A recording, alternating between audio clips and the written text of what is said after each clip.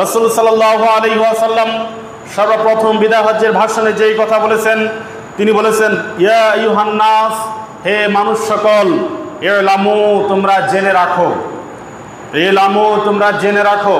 কি জেনে রাখো? ইন্না দিমাআকুম ওয়া আমওয়ালাকুম ওয়া আরাদাকুম হারামুন আলাইকুম কা হুরমাতি ইয়াউমিকুম হাযা ফি শাহরিকুম হাযা ফি বালাদিকুম হাযা। প্রিয় উপস্থিতি, খুব মনোযোগের সাথে আজকের আলোচনাটি শুনবেন। রাসূল সাল্লাল্লাহু আলাইহি ওয়াসাল্লাম বলছেন, নিশ্চয়ই তোমাদের একজনের রক্ত আরেকজনের উপর আমি হারাম করে দিলাম। অর্থাৎ একজন মানুষ আরেকজন মানুষকে অন্যায়ভাবে হত্যা করতে পারবে না।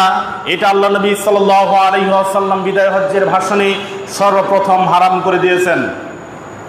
তারপরে রাসূল সাল্লাল্লাহু আলাইহি ওয়াসাল্লাম বলছেন, ওয়া আমওয়ালাকুম, এবং তোমাদের সম্পদ, একজনের সম্পদ আরেকজন অন্যায়ভাবে ভক্ষণ করবে, আমি এই বিষয়টা চিরতরে তোমাদের জন্য হারাম করে দিলাম, এই বিষয়টা তোমাদের জন্য অবৈধ করে দিলাম। অর্থাৎ একজন মুসলমানের সম্পদ আরেকজন মুসলমান অন্যায়ভাবে দখল করতে পারবে না, অন্যায়ভাবে ভক্ষণ করতে পারবে না। রাসূল সাল্লাল্লাহু আলাইহি ওয়াসাল্লাম বিদায় হজ্জের ভাষণে বলেছেন, ওয়া আরাদাকুম, এবং তোমাদের একজনের সম্মান আরেকজন নষ্ট করবে, এটাকে আমি চিরতরের জন্য হারাম করে দিয়েছি।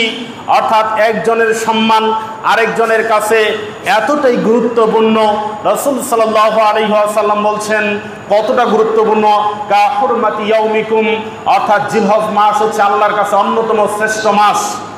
জিলহজ মাস হচ্ছে আল্লাহর কাছে অন্যতম শ্রেষ্ঠ মাস। আমরা এখন যে মাসে অবস্থান করছি এটা জিলহজ মাস। এই মাসটা হচ্ছে আল্লাহর কাছে অন্যতম একটা পবিত্র মাস এবং সম্মানিত মাস। রাসূল সাল্লাল্লাহু আলাইহি ওয়াসাল্লাম বলছেন, তোমাদের একজনের সম্মান আরেকজনের কাছে তেমন পবিত্র যেই রকম পবিত্র আল্লাহর কাছে এই জিলহজ মাস। সুবহানাল্লাহ। শুধু তাই নয়, রাসূল সাল্লাল্লাহু আলাইহি ওয়াসাল্লাম বলছেন, ফি বালাদিকুম হাযা, অর্থাৎ একজন মানুষের সম্মান আরেকজন মানুষের কাছে এতটাই গুরুত্বপূর্ণ, এতটাই দামি, এতটাই মর্যাদাপূর্ণ, সেটা হচ্ছে এই শহরের যে মর্যাদা, অর্থাৎ আরাফাতের মাঠের আশেপাশে যেই শহর, অর্থাৎ মক্কা শহরের যেই মর্যাদা আল্লাহর কাছে, ঠিক একই মর্যাদা হচ্ছে একজন মুসলমানের সম্মান আরেকজন মুসলমানের কাছে। সুবহানাল্লাহ। এজন্য কারো উচিত হবে না একজন মানুষকে আরেকজন মানুষ অপমানিত করবে, লাঞ্ছিত করবে, এটা কখনোই উচিত হবে না। আল্লাহ নবী সাল্লাল্লাহু আলাইহি ওয়াসাল্লাম এটা বিদায় হজ্জের ভাষণে হারাম করে দিয়ে গেছেন।